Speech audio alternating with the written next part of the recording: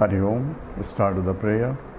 Om Samasta Jana Kalyani Niratam Karunamayam Namami Chinmayam Devam Sadgurum Brahma Vidvaram Vasudeva Sutam Devam Kamsa Chanura Mardanam Devaki Paramanandam Krishnam Vande Jagadgurum Tvameva Mata Cha Pita Tvameva Tvameva Bandhuscha Sakha Tvameva Tvameva Vidya Dravidam Tvameva Tvameva Sarvam Mama Deva Deva Tvameva Sarvam Gurudeva Deva. Hari Om. Now we are doing the Nididhyasanam, that is after listening to the scriptures for a prolonged length of time under a competent teacher, that's called Sravanam. So, and then Mananam, reflecting on the teaching that there are no doubts left, and after that, the scripture recommends that one has to do Nididhyasanam. Why one has to do? Because even though I understand that the Aham Brahmasmi, or the understand the Mahavakyas and understand the Vedanta, still that knowledge has not been internalized. See, it is only remains as an objective knowledge or paroksha jnanam. It has not become aparoksha jnanam. It means intense as though experience. It's not an experience like any experience of that. It is intense realization that I am that Brahman has to be synced in, and it doesn't sink in because of the obstructions for the knowledge. What are the obstructions? Because there's a remnant vasanas are still there. The mind has not completely purified. It is purified enough to learn Vedanta, but not purified enough because there's still ragadveshas and ahankara is there as a lingering in all transactions in the world. One cannot but transact in the world. At the same time, transaction is done with the egocentric attitude. Therefore, the ragadveshas still remain, and there are essentially likes and dislikes dominate the life of even a so-called jnani who has understood the scriptures but not internalized the teaching itself. That's called jnana nishtha. And in the Viveka Chudamani, it essentially says Brahma Atma Aikya Nishtha. So that has not occurred, and therefore the scripture itself understands it. So this is a very common problem across the board. So even though one understands for years and years of Vedanta and studying and also give talks on it, still it has not been internalized because of still ragadveshas are there. And for that only one is recommending Nididhyasana. This is a statement that says, Tyagainaike amrutattvamanasuhu. One has to give up. Giving up is what? Giving up my misunderstandings that there is a happiness out there, and that's what is expressed as ragadveshas. And therefore, the Nididhyasana is recommended, and Nididhyasana is nothing but contemplating on the nature of the reality, giving up the wrong notions about one's own self, and gaining the knowledge of what is the true self that I am. Owning the knowledge essentially is what involved in the Nididhyasanam. And now from the slokas from now on, most of the Viveka Chudamani chapter consists of Nididhyasana, and almost like 130-40 slokas are there in terms of recommendations by the teacher, what one has to do to go over there. So these are very common problems, and many people say, I understood Vedanta, but still I have not realized. I have not realized only means this, I have not made that understanding as though firm, which Bhagavan Ramana Maharshi says, Dhrudhaiva Nishtha. There's a firm abidance in the knowledge is required, and obstruction is only the obstacles. So how to remove those obstacles? Obstacles are due to vasanas only, remnant vasanas. So depending upon the intensity of the remnant vasanas, the Nididhyasana has to be done. So the recommendation is Nididhyasana has to be done, is a lifelong process, and as it's not a discrete event in terms of realization, it's only a gradual process because the vasanas have to be eliminated even though understood the Vedanta clearly. and that's what is called the jnana nishtha. And jnatva svam pratyagatmanam buddhi tadvrutti sakshinam sohamicheva sadvrutya atma anatman atmamatim jahi.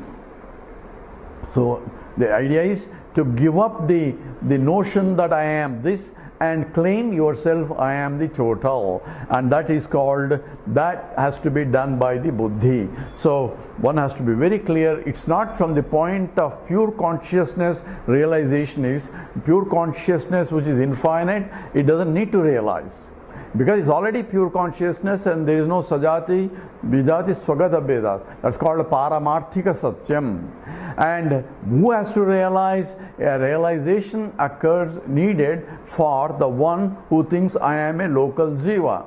Who thinks I am a local jiva? Aham jivosmi. I am a local jiva, the one that is the mind, the intellect, because this concept that I am jivosmi is not there in the deep sleep state.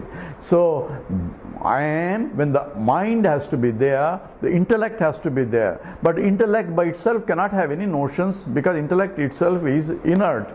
So it has to be activated as though conscious entity. The activation comes from the pure consciousness, and pure consciousness has nothing to do with all this. So the whole thing looks like a impossible situation, but what is happening is the pure consciousness, quote unquote, as though reflected in the buddhi as chidabhasa, and makes the buddhi active, like just as the inert, the non-luminous moon made into a luminous body by the reflection of the sunlight. So the moonlight is nothing to do with the moon. Moonlight is same as sunlight only, but getting reflected by the moon, and we say moon is a luminous entity in the sky. But moon doesn't realize that I am not a luminous entity, the luminosity in me is coming from the sun. Then if it doesn't realize and thinks that it is a luminous entity, it is the same situation like a jiva thinking that I am a conscious entity. A buddhi is making a statement that I am a conscious entity because of the reflection of the consciousness called chidabhasa, and the notion that I am a jiva is with the buddhi only. So realization has to come by the buddhi, and that's what is essentially called the jnana vritti, has to be taken place by constant study. Intellect can only study by a thought process. So it's not the elimination of a thought, it's the elimination of thoughts that I am a jiva has to be done, but that cannot be eliminated unless I have a clear knowledge. So it is a giving up cannot be done, because I had to renounce it. How can I renounce it? I can only renounce a false one, cannot be renounced unless through a proper knowledge only. And that's what essentially by buddhi tadvrutti sakshinam, I had to be a witnessing consciousness. What's a witnessing consciousness? That is the all-pervading consciousness, and that part of all-pervading consciousness that is as though falling on the buddhi, and that part we call it a Sakshi or Kutastha Chaitanyam or Sakshi Chaitanyam.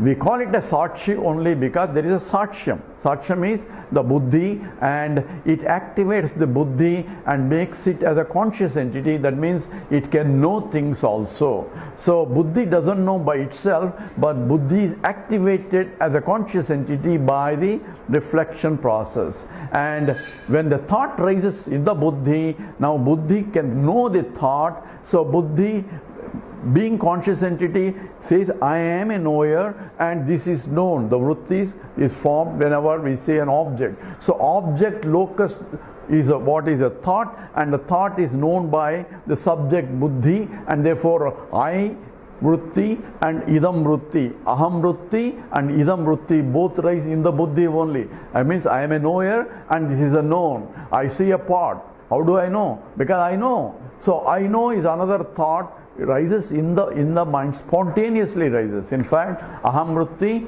rises spontaneously whenever the idam vritti rises, and idam vritti automatically says aham vritti, and these two subject object duality rises in the buddhi only. But taking the subject is different from an object, and only because object is related to the outside object, all are becomes a notions, and that is needed only for transactional purposes. But for understanding wise, everything is nothing but Atma, because even buddhi is the instrument formed by the subtle material, and subtle material is nothing but coming from the original Sat, because the Upanishad says, and this is why the Upanishad becomes a pramana, says the Atmana Akasha Sambhutaha Akashad Vayuhu Vayo Agnihi Agnihi Apaha Abdya Prithvi Prithivya Voshadaha Voshadodbhya Annam Annat Purusha. This Taittiriya Upanishad gives the method, the steps of the how a subtle became a gross, and this, even the body, subtle body, the buddhi, and the gross body, the Sula Sarira, are only nothing but products of the original consciousness only, and now expressed in different degrees of grossness, subtle to a gross. But beyond that also there is a reflection of consciousness, making it active, as though whenever there is a subtle body, it becomes activated by the presence of consciousness through the reflection process. So who is a Sakshi now? Sakshi, from the point of the terminology here, is pure consciousness. But pure consciousness cannot be Sakshi, because from the pure consciousness there is no Sakshyam or Sakshi role also. It is the Sajati Vijati Swagada Veda Rahitam. Therefore, who is really Sakshi? This is only for a teaching sake. It is a figurative statement that Sakshi knows, because it can see or witness the happenings at the body, at the mind level and the intellect level. So who exactly is the Sakshi? This has to be clearly understood. It is essentially buddhi activated by the consciousness, has to recognize the light of consciousness is that Sakshi, that I am. All that has to be occurring in the buddhi only, but buddhi cannot do. Therefore, it is activated buddhi, and activation cannot occur without the original consciousness. So all three components of the jiva. What are the components? Number one, the all-pervading consciousness. Number two, the buddhi, the instrument, and that is called reflecting medium, and this is the original consciousness, and reflection automatically occurs wherever there is a reflecting medium, since the original consciousness is ever present, and therefore there is the reflecting consciousness, reflecting medium. Because of the two things cannot occur without the original consciousness, the whole package is involved. But Sakshi in statement is recognition that I am the pure consciousness that is getting activated all through. That is the understanding that has to raise in the buddhi only. So all this confusion comes, he says we have to go beyond the mind, we have to destroy the mind get destroyed. Manasantu kim margane krute naiva manasam marga arjavat. So Ramana Maharshi says there is no mind. It's not that there is no mind. If there is no mind, you will go to sleep at all, because there is no mind will only occur when there is a complete dissolution. The dissolution occurs only when the body, mind, and intellect of the videha mukti, that means complete destruction of the body, mind, intellect occurs. So therefore, the destruction of the mind is only a figuratively is to apply that it is the destruction of the wrong notions in the mind, and that can occur only by the right notions, because notion is a notion. It's not, there is no reality. It's an imagination of a jiva thinking that I am this. So I am this has to be removed, not that physically removed. Physically removed, then it means we are giving a reality to it. It's not physically removed, but it is cognitively one has to understand. So here Sakshi is there as long as Sakshyam is there. But once I recognize that I am the Sakshi, even the Sakshyam has no meaning. It becomes a mithya. Therefore, Brahma Satyam, Jagan Mithya. So Jagan Mithya means it is apparent only. So apparent is only appears as long as there are instruments for appearance is there. So as long as body, mind, intellect is there, there is a Sakshyam is there, and there is a Sakshi has to be. But self-realization is clearly a buddhi activated by the reflected consciousness Chidabhasa has to recognize that I am not the buddhi, I am not the Chidabhasa, I am the original consciousness. That is self-realization. That has to occur in the buddhi only, because the misconceptions are in the buddhi. It is the one that is to be realized. It has the one that has to reject the wrong notions, and wrong notions cannot be removed unless one has the right knowledge. But the problem is the obstruction is coming from the vasanas. Therefore, vasanas need to be eliminated. How can you eliminate the vasanas? This is what J. Krishnamurti calls it as conditioning. So what is conditioning is vasanas, not any other things. So if you are developing, you think like a Hindu because you are developed like a Hindu. Therefore, that is conditioned. If you think like a Christian because you are brought up like a Christian, therefore you are conditioned to think like that. If you are developed as an atheist, you are conditioned to think like that. So according to him, our mind is conditioned. So what should I do to remove the conditioning? Uncondition yourself. So what should I do? If I do some process, again you get reconditioning. So according to him, there cannot be any process valid. But according to Vedanta, conditioning occurred by a process, and the process is required to remove the conditioning, knowing very well both are essentially at the level of Vyavaharika Satyam. So Jnanam and the Ajnanam and the Jnana Nishtha, self-realization, all that is only at the transactional level, not at the Paramarthika level. So deconditioning is also a process that has to be done, and that's what is being analyzed here as a Nididhyasanam.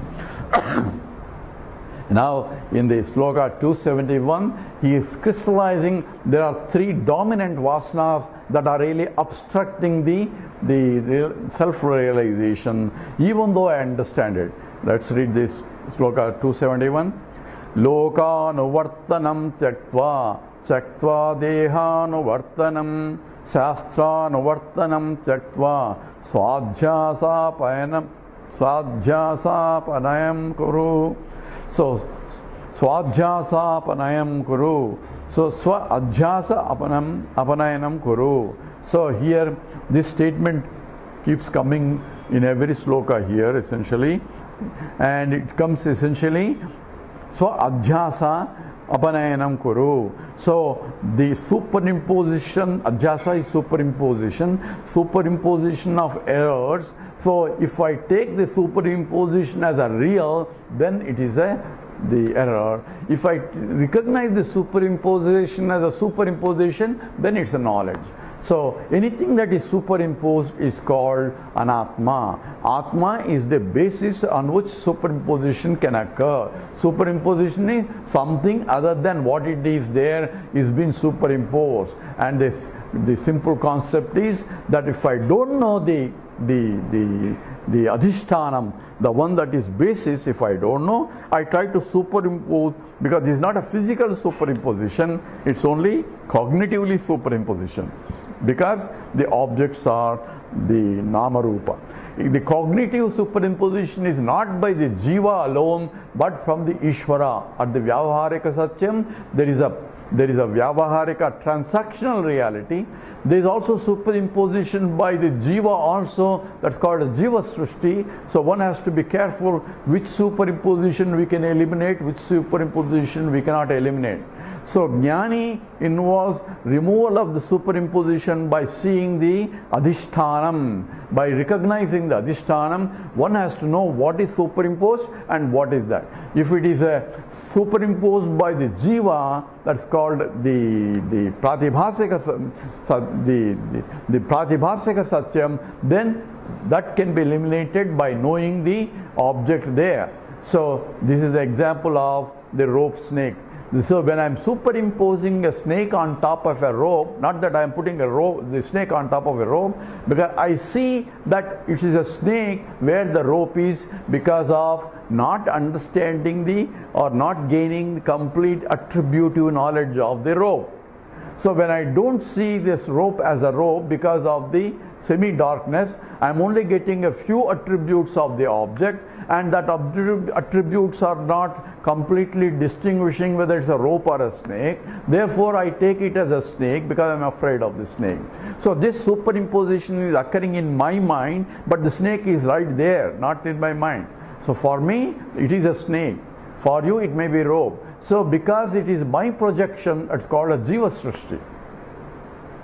And when I see rope as a rope, then the snake will go away. Where does it go away? If the real snake goes away, then it was a real snake, not a rope. So if the snake goes away from my mind, because it's my mind that is projected, therefore it's called pratibhasikam. So from now on, I don't see, particularly in that where the rope is, I don't project again a snake there, because the snake is a Jiva Srishti.